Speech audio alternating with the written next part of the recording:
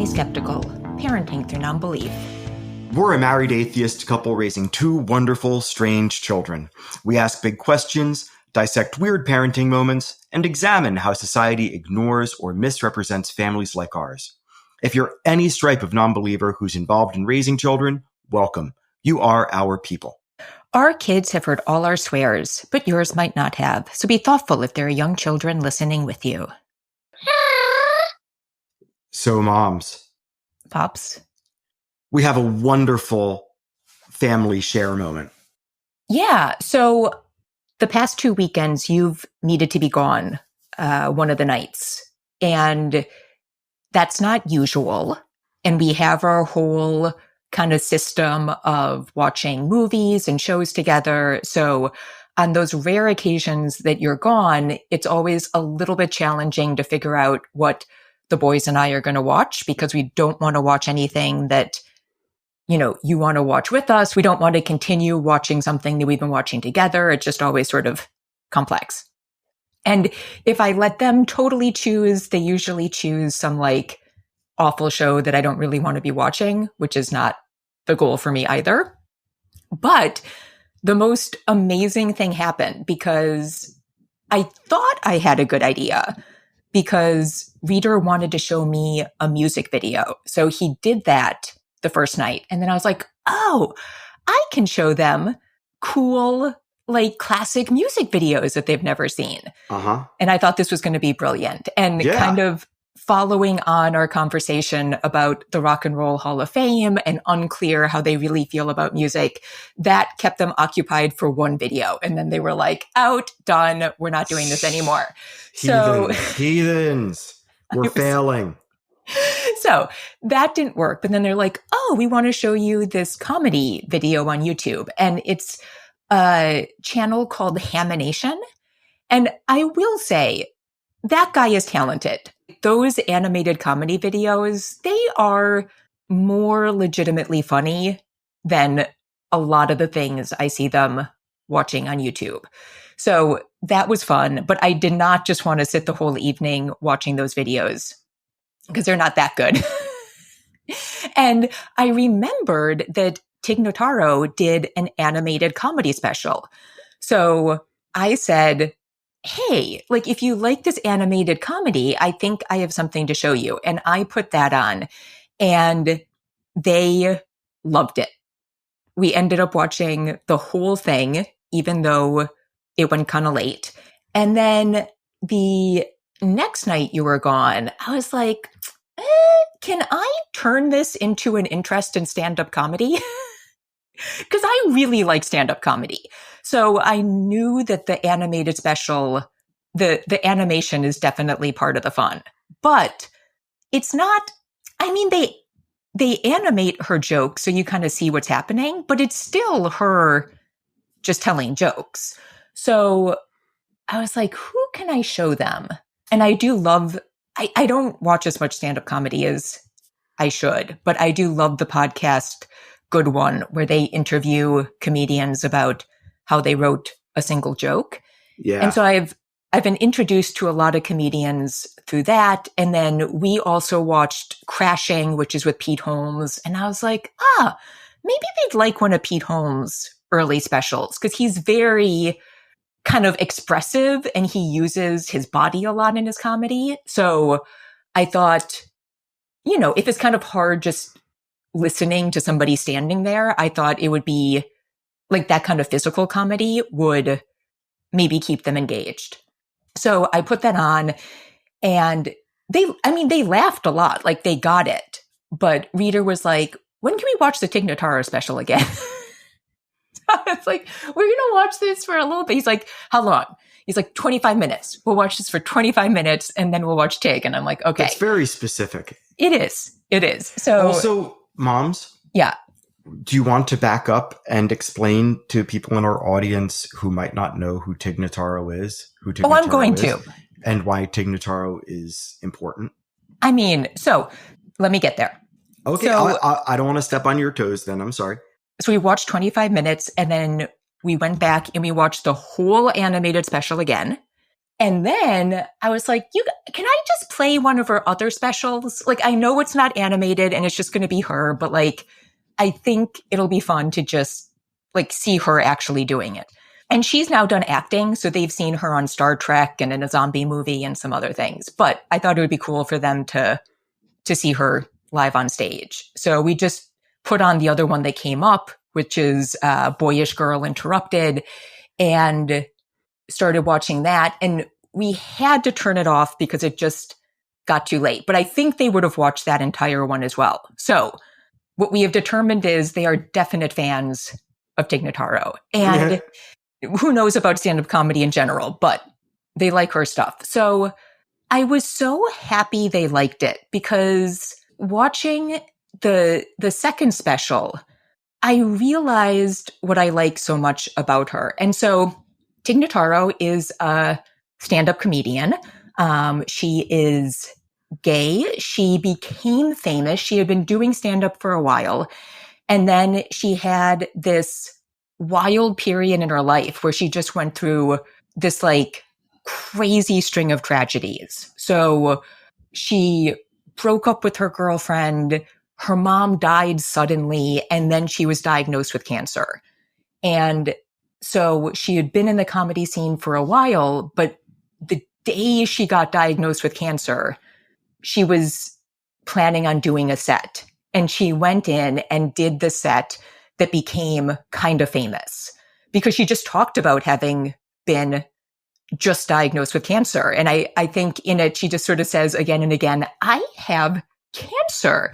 And Louis C.K., back when we didn't know all of the terrible stuff about him, saw it and got her attention from that. And it ended up being on This American Life. And it really shot her into more of a household name. And so really weird to sort of be going through the hardest time in your life and to have your career take off based on that.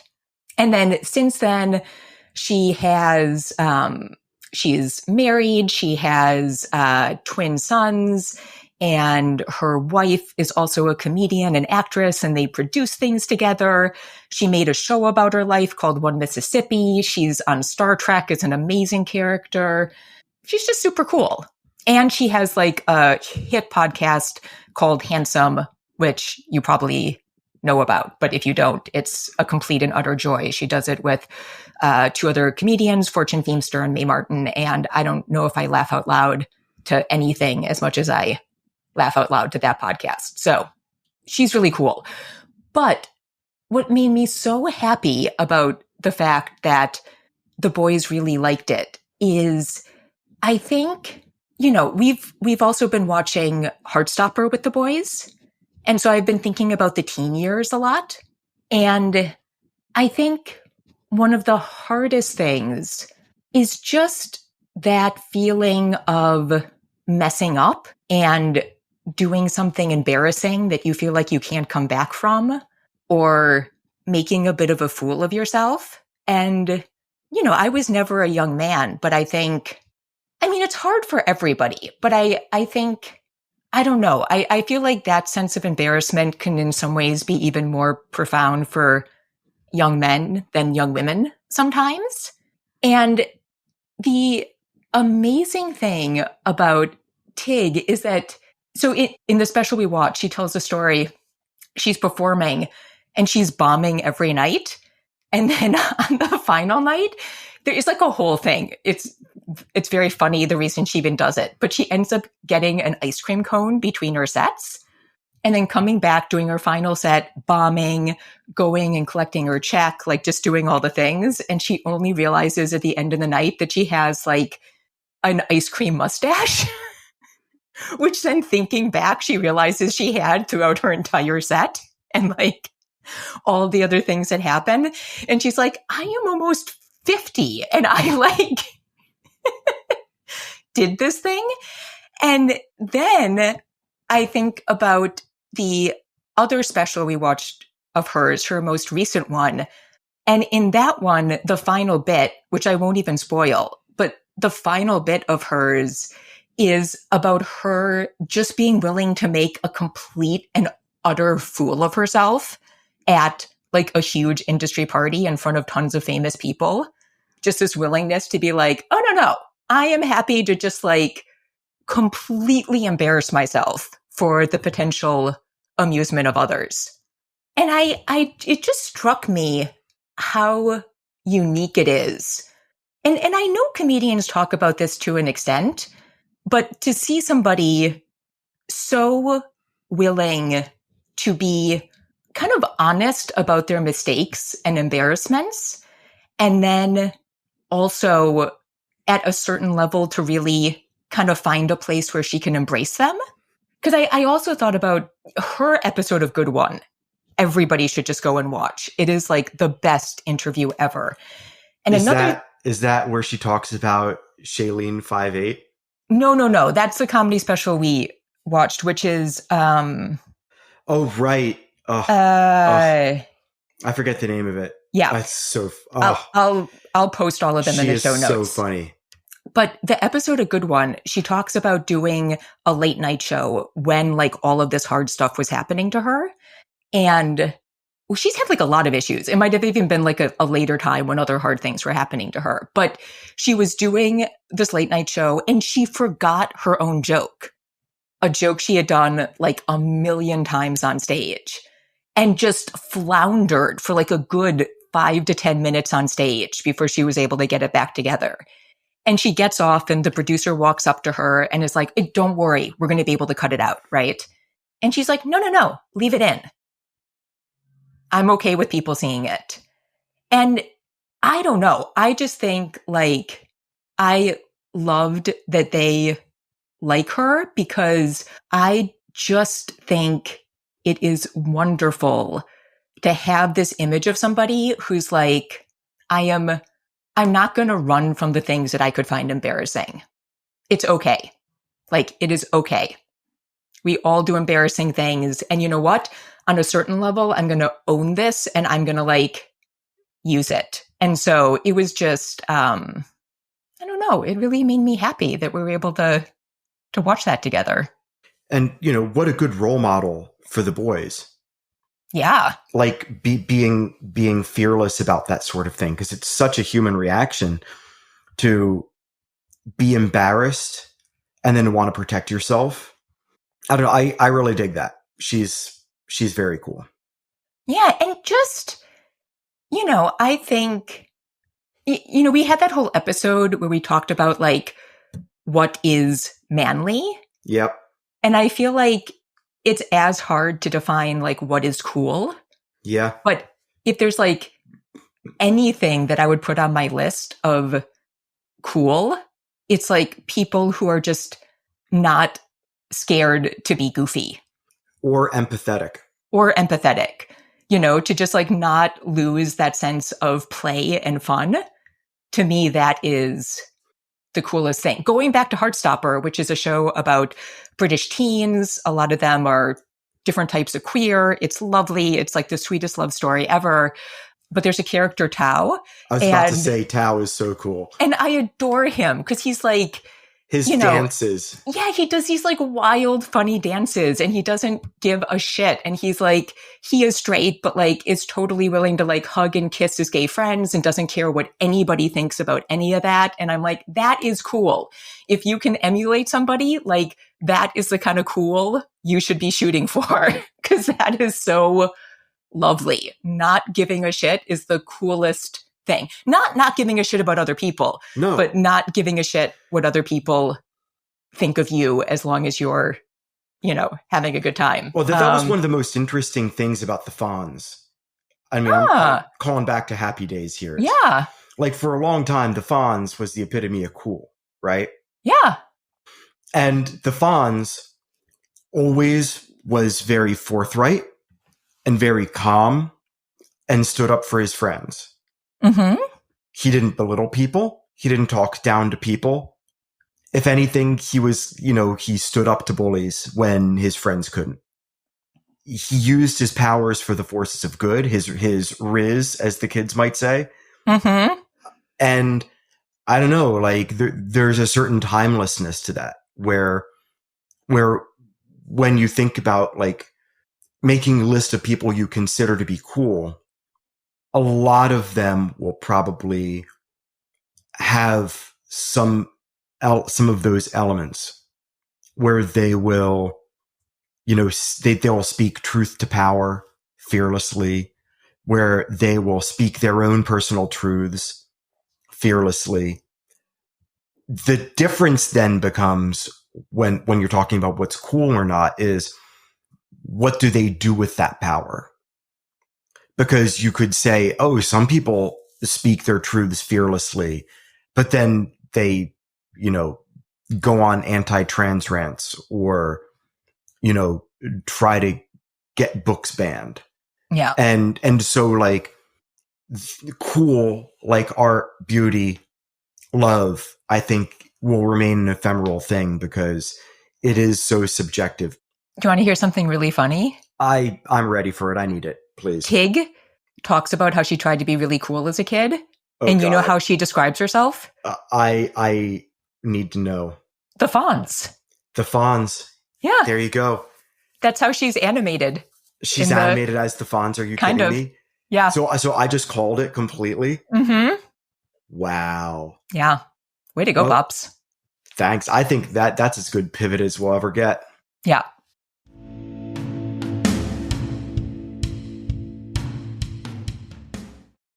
Okay. So I need to talk about something because I feel like the atheist community could have done better in the past couple of weeks. And I'm a little disappointed in us. Okay. Do you want to hear what happened? I need to know what happened. Okay. So there is a trad wife, and it is one of the trad wives that I follow. And I have talked about actually really liking her. And let's see. So I usually don't name these people by name a huge amount, but I'm going to, I think we're going to be talking all about it. So if people want to go look, her Instagram is under Growing Goodings. I think her last name might be Gooding. Anyways. Okay, pardon my typing sounds. I'm going to pull her up right now for reference. Keep going, please. Okay. So Growing Goodings, and the way she describes herself on Instagram is finding God's glory in motherhood and marriage, 7 littles here and 6 in heaven. And I like her because one, at least I've followed her now for I think close to a year. I have never seen her post anything judgmental of other people. Everything she posts is all about her own journey. And she has been very transparent about her own journey. She started out as a single mother, and she talked about everything that led to that. She talked about her issues with eating disorders. She talked about, I think a lot of her followers and again, I don't know if she would describe herself as a trad wife. She gets lumped into that group. So a lot of people who follow her are conservative Christians, and she recently converted to Orthodox Christianity, and a lot of people stopped following her. And she was like, look, this is my journey. I'm not telling anybody to do anything, but this matches my faith and these reasons. I'm still learning about this church, so I'm not the best one to educate you, but as I learn, I will tell you. And I think I like that she's just willing to be transparent about her journey, and that I don't see her being critical of other people. Okay. So she is very pro-life. Yes. She has had, like she said, she's had 6 miscarriages, I believe some on the later side of pregnancy. They have had to do IVF. And, as somebody who is very anti-abortion, they've had interesting things to figure out with that. She ended up donating one of the eggs that she didn't think she would use to another family. So she has a biological daughter with another family and has talked about kind of the mixed emotions of that. And, I think it is hard because the anti-abortion movement has done so much to hurt and harm women that I just understand all of the animosity around it. But I also think like we talk a lot about with religion, like you can't make somebody believe something. You know what I mean? Mm-hmm. Like we don't necessarily get to decide what rings true to us. Mm-hmm. And I think there are women who just feel that abortion is wrong. And I have seen this particularly in women who have struggled with fertility, because I know on some of the call-in atheist talk shows we've listened to, there have been women who call in who feel like, dealing with miscarriage is so freaking hard. And I know there have been women who've called in who feel like the way the pro-choice movement talks in some ways denigrates the loss and experience they've had losing pregnancies. Right. And look, we've had a miscarriage. A miscarriage. That was not my experience of it at all. But I have some sympathy for those experiences. And while she posts about her beliefs, unlike a lot of these conservative women, I have never seen her say who to vote for. I have never seen her take a stance on, do you know what I mean? Yes. Like she is just talking about her experience. Right. And I understand that there are people who have beliefs about abortion that are very different from mine. Yes. And so as a mother who's like, a lot of what she's been going through has to deal with like birth and pregnancy loss. Like I get that she's going to talk about it. And, she's not making policy for other people. No one has to follow her. You know what I mean? So like, I think people who have had different experiences might have different feelings, but I haven't been super offended by anything she said. But people have been hurt by the pro-life movement in like profound ways. I mean, look, they're we're seeing justifiably upset. People are justifiably upset. So if it's very easy to lump people together. And again, it's a great example of how you can be an atheist, but when it comes to something this emotional, your skepticism can fail. So I completely understand people who would be like, I'm not following this woman. This is, disgusting. Right. I don't want to see her like post about pro-life stuff. And like, I would totally get that. But she has been going through a journey because they did think they were done having kids. And they did donate one of their final eggs. And then she decided that she actually wanted another kid. And it was a very hard emotional journey for her. Right. So she ended up getting pregnant naturally. And it was a really big deal. Yeah. And so then she posted about the fact that they 2 found weeks out. ago. Yeah. That they found out it was an ectopic pregnancy. I can't imagine that nightmare. But this is interesting. So most ectopic pregnancies are where the fetus implants in the fallopian tube. Yes. And there is no way to bring that pregnancy to fruition safely because the fallopian tube is not made to carry a child. Like if you don't terminate that kind of pregnancy, you will die. You will die. And this is one of the reasons that we need women to be able to terminate pregnancies. Yes. Without any question, because Eve was framed had a ectopic pregnancy, right? Eve was framed, and another amazing atheist influencer. Yeah, and you have to terminate, right? Yeah, that is not the kind of ectopic pregnancy she has. She is a much rarer ectopic pregnancy, which is where the egg implants in the C-section scar. Oh my God. And so the issue is that can cause a rupture. Yeah. Which can be fatal. Oh my Lord. However, it is in the uterus, right? Right. So women can bring it to term safely. It's just incredibly high risk. So what does she do? So women are told to terminate. Right. For their safety. But it's not like a fallopian tube one where it is a death sentence if you don't. Women have carried to term. Okay. They recommend doing a C-section like earlier to avoid rupture. Sure. Yeah. So it's a huge risk, but it's not. It's not impossible. You know what I'm saying? Like it's not. Like if you decided to carry a fallopian tube ectopic pregnancy, you would be like, I'm going to die. Yeah. That would be the choice. This is different, right? So she is under the care of an extreme, a doctor that deals with extreme risk pregnancies. And they're going to try to carry it to term. Okay. Let me be very clear. Would I ever make that decision?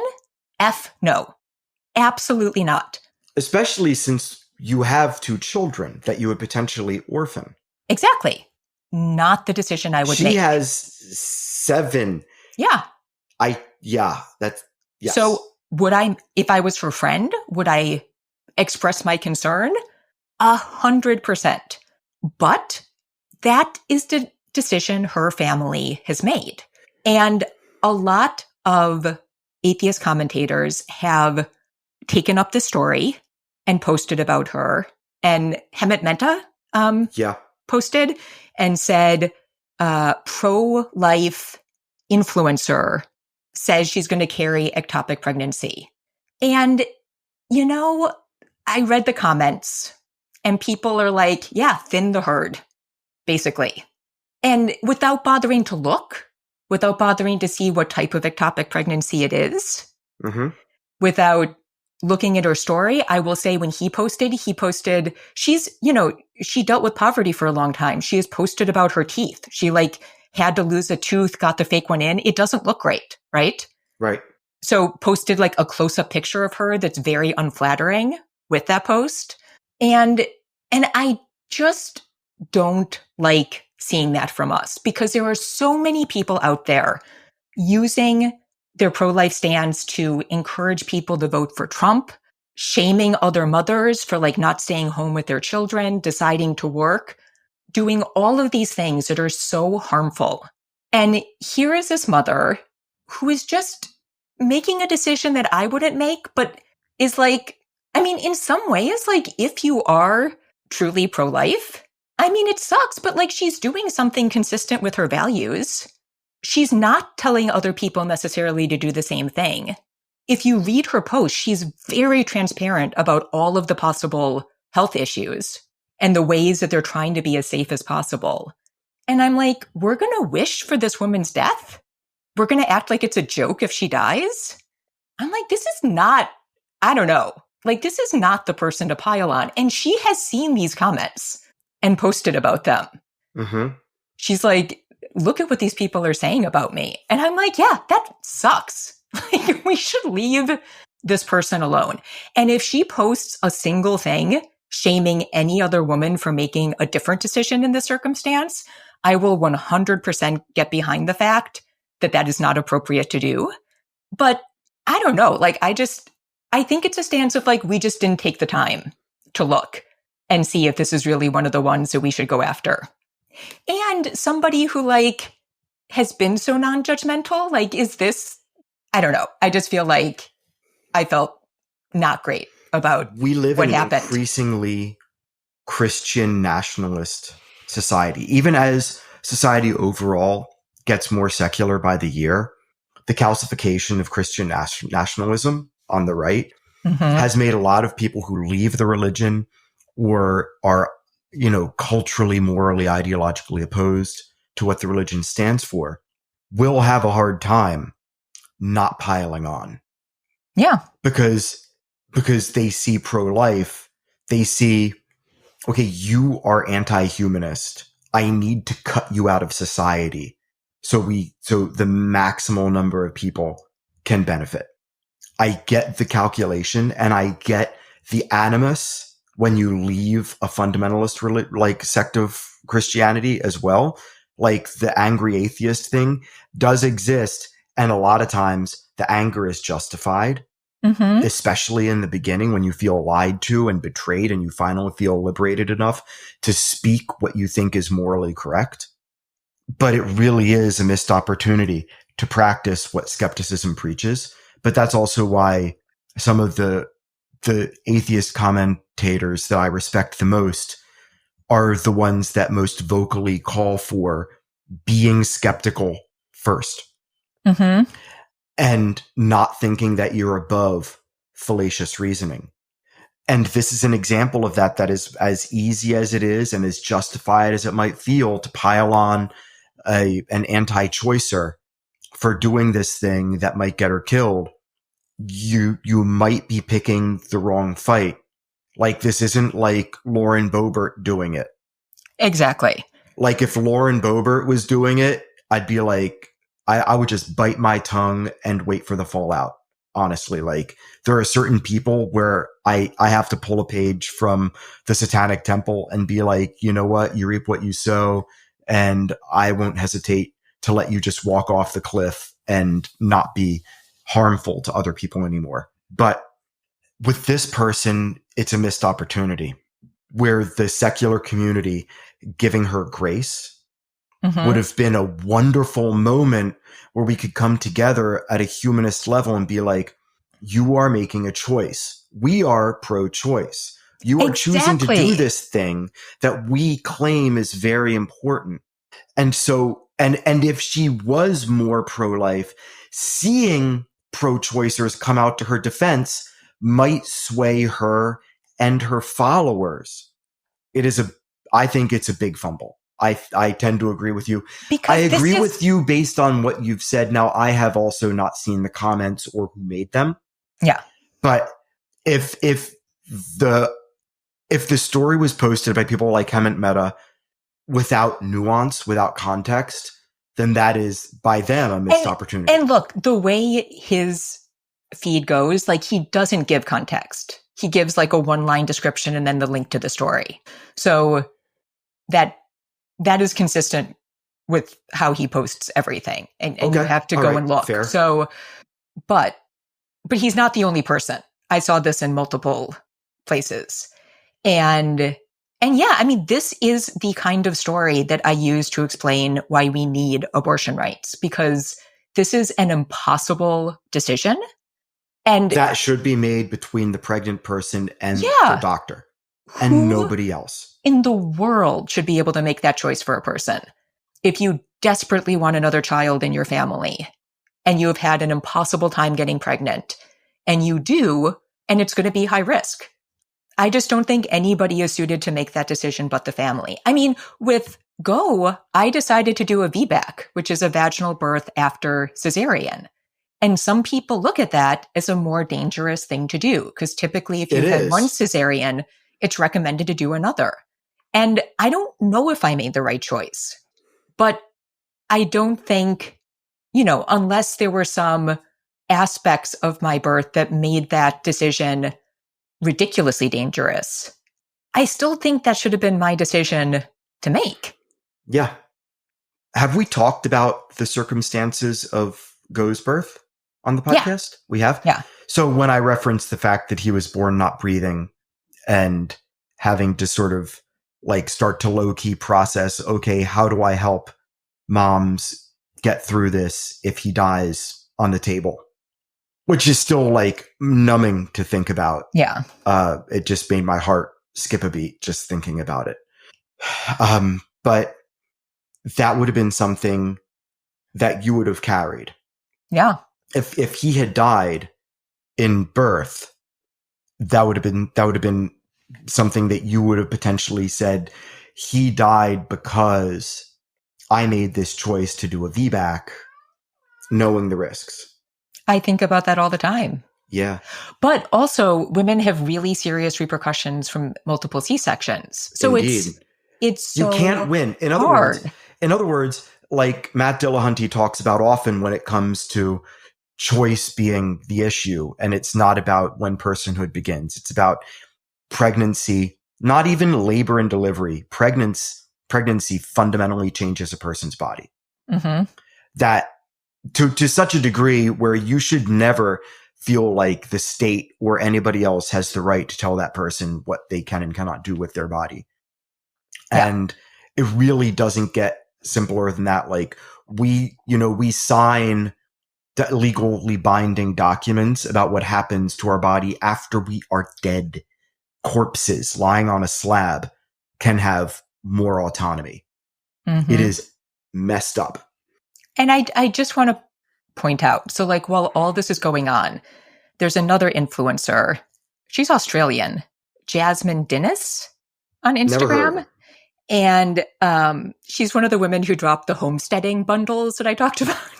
Oh, so, okay. Yeah. Bring it. So this is a woman who seems to bake sourdough every day for a family of 3. which is My just like daughter asked for a peanut butter and jelly sandwich, so I started at 2:30 in the morning grinding the peanuts. Not quite. I went to the field and reaped some wheat, and I ground it in our mortar and pestle. A little different, but definitely, but not totally different. Apron chic. But she just had her second child. Okay, good and for now, her. Good for her. But like, you know what I do scream at? Her posts about how she prayed for a pain-free birth and got one. Fuck her entirely out of the world. Exactly. And then posting about her baby and being like, this tornado destroyed our town, but these two timbers in the church still stand and they look like a cross. Jesus be praised. And then talking about the early days. To be honest, I don't understand why these so-called hard days are mentioned so negatively all the time. These moments, for me, are pure joy. Waking to feed him at night, the endless diaper changes, the moments he needs rocking to sleep because he feels safe in my arms only, the undone chores, the messy hair, and everything in between is a blessing. And look, I don't mind her feeling that way, right? But to say, I don't know how these moments could be anything other than pure joy. Like, what obnoxious bullshit.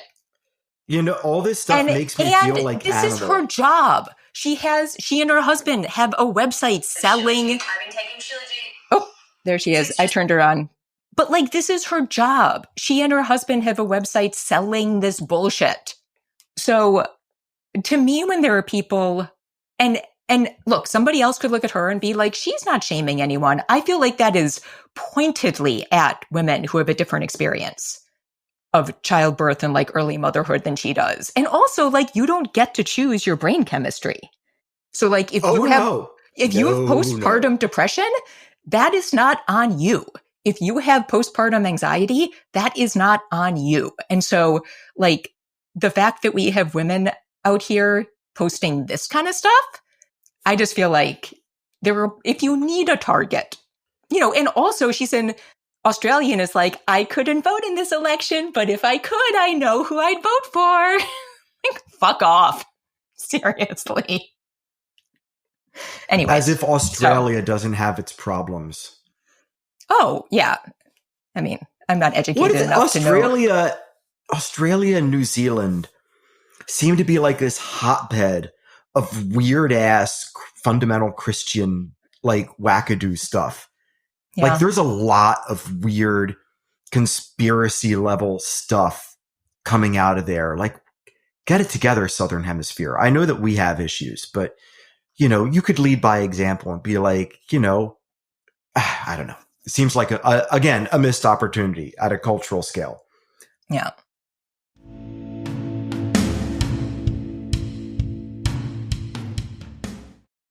So speaking of Christian fundamentalism, I have one more topic and it might go like way too long. We have to split it up or be perfectly short. So we'll see. I will try to be pithy. So in the last episode, we talked about being open about being atheists with your children. Sure. And in that discussion, I brought up a comment I had seen online about somebody saying, I don't know what to do because if I tell my kid I'm an atheist and if they tell somebody else, I could lose my job. Right. And to me, and one, I am not going to judge anybody on that decision.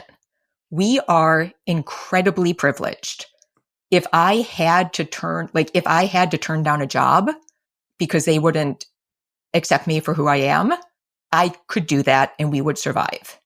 So if you're in a position where you have to survive, you survive. I 100% get that. If you have to make videos for a church, because that's a job you can get, edit their videos. I'm not judging anybody, right? So I understand that survival comes first. So my point here is not to shame anyone, but I wanted to bring up that question because I'm just intrigued about when we decide to make these choices with children, because there are so many groups who never get the option whether to decide. Black parents have to have the conversation with their kids about police violence, knowing that often what they tell them will not even save them for those consequences. And most Black families who have that talk don't feel like they have the choice whether or not to have that talk. Disabled people in their families, I'm sure, have to talk with their kids about the discrimination against people with disabilities, right? Like why people might make fun of you, why people might make fun of mom and dad. Like that is a discussion that they don't have the choice whether or not to make. So, and then I think back to different periods in time. Like we know there are like wars and difficult situations happening all around the world, and people are having to talk with their children about their safety and what might happen and what's going on. And like, they don't have the option about whether or not to talk about that.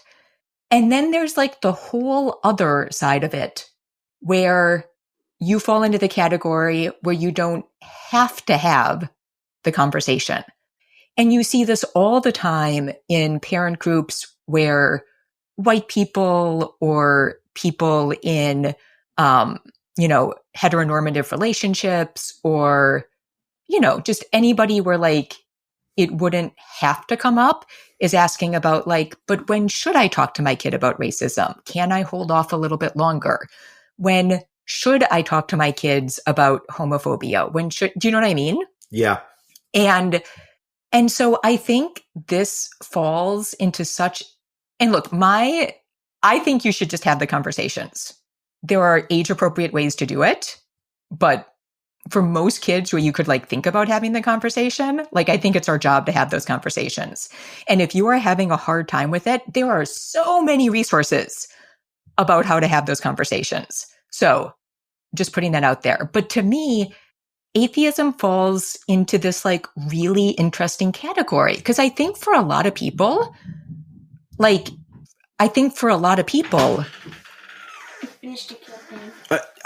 on, stop. Sorry, I heard the pitter patter of little feet. That was Reader entering, telling me he finished the Call of Duty Black Ops 6 campaign. Good for him. But like, because discovering I was an atheist was such a big journey for me, and we do this podcast, right? Like, clearly atheism matters to me a lot. But there are lots of people who are non-religious where that is not like the most important thing in their life. They just aren't religious. But they're not listening to atheist call-in shows. They're not thinking about it all the time. No. Like, this is in no way like a big defining part of their existence. Because it doesn't have to be. It can just be a negative that like you don't think about. Oh, to live in a society where that were just the case. Right. But like now with like all of these people pushing for Christian nationalism, I just didn't know, like, because people have had to have hard conversations with their children. Right. So you could tell your child, look, we don't believe, but like, there could be repercussions for us if people found out. A lot of your friends and a lot of people in this community think it's very important to be Christian.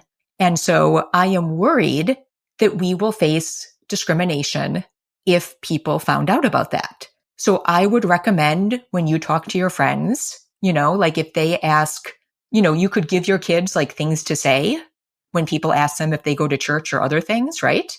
But like, you could let your kid know that this is a truth for your family that they have to keep secret.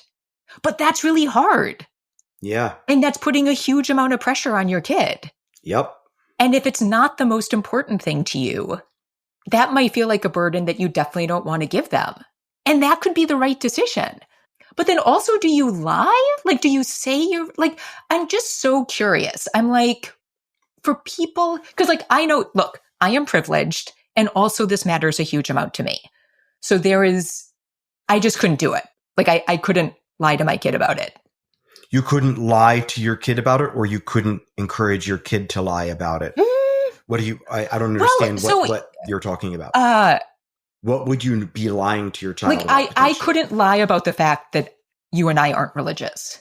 and that we've Okay. chosen to raise a family non-religious. But we're talking about, like, in this hypothetical, we're talking about what we should have our kids do in their own lives, not about what. Well, so like, at that point, the kids would know what our views are, because we're asking them to lie about it. They have to know what the views are first. So to me, like, for me, this is to me similar to school. So I did really well in school. And part of the reason I did really well in school Nerd. And I also knew, like, I wasn't a kiss ass, but I knew, like, I never challenged a teacher, even when I knew they were wrong. And I actually think I probably should have, but I decided to just, like, get by and get good grades, even when I knew that my teacher was being absurd. And so when the kids get older in school, I know I am going to have a conversation with them where I'm like, you think this teacher is being unfair to kids in your class? You want to say something? This is your decision. And I will understand if you decide to not challenge them, because it is hard to challenge a teacher. And I will also understand if you decide to and if that affects your grade. But these are the kind of decisions that you have to start learning how to make as you grow up. So I think if we lived in a place that leaned much more religious, where it would be more likely that they would face discrimination, I think I would try to start having those conversations. Like, this is our family. There are people who are going to think you are doing something wrong because of this.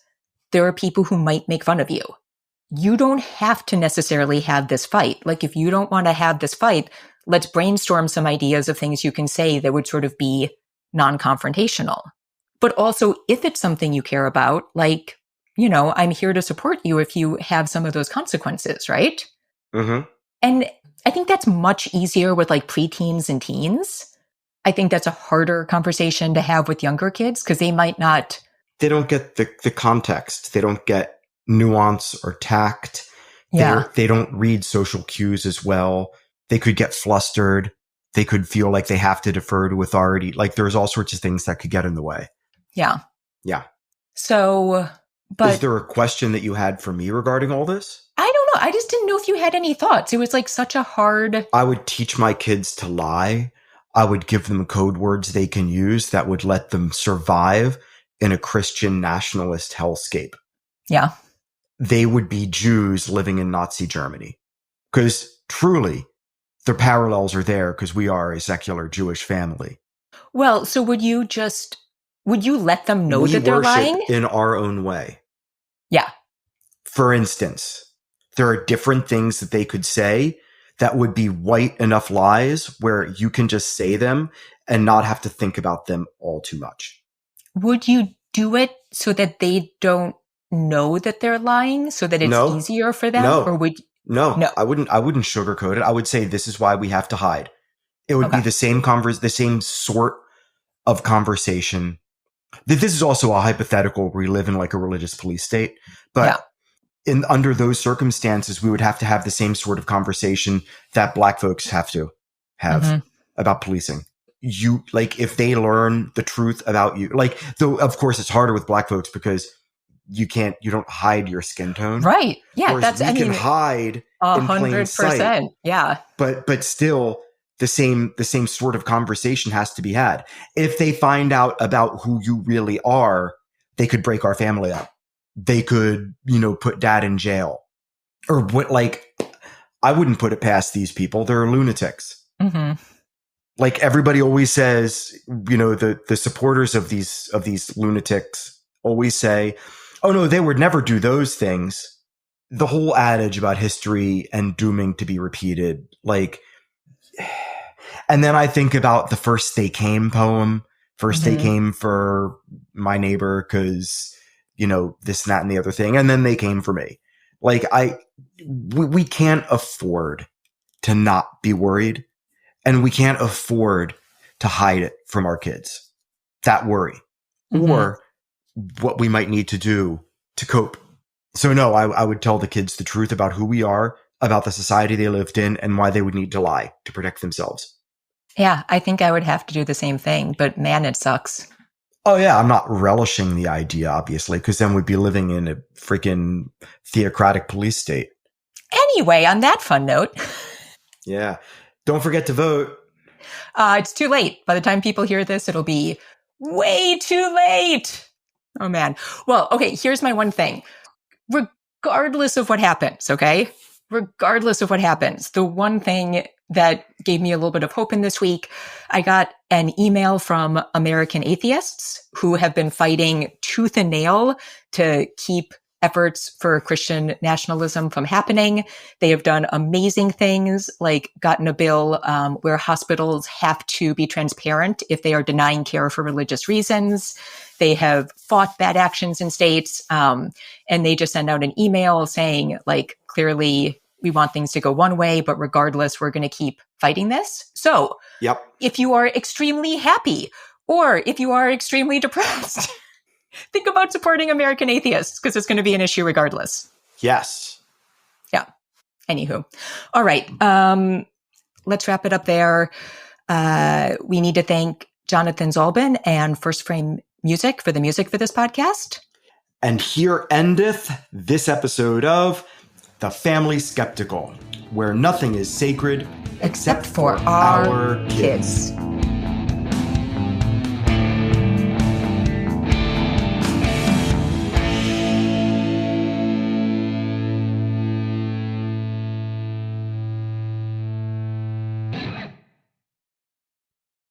3 hours straight of Frank Zappa and his heathen mustache playing the tunes that you want to hear. We're starting with Peaches and Regalia. You're welcome. Peaches and Regalia? And KATH. What? What? Peaches and Regalia. What about it? What is it? It's a song. Okay. You don't know anything about Frank Zappa, do you? Aside from the fact that he would have been an ally in this day and age. I know nothing. Oh, you should educate yourself. Yeah. Yeah, you should. He's great. His music is amazing.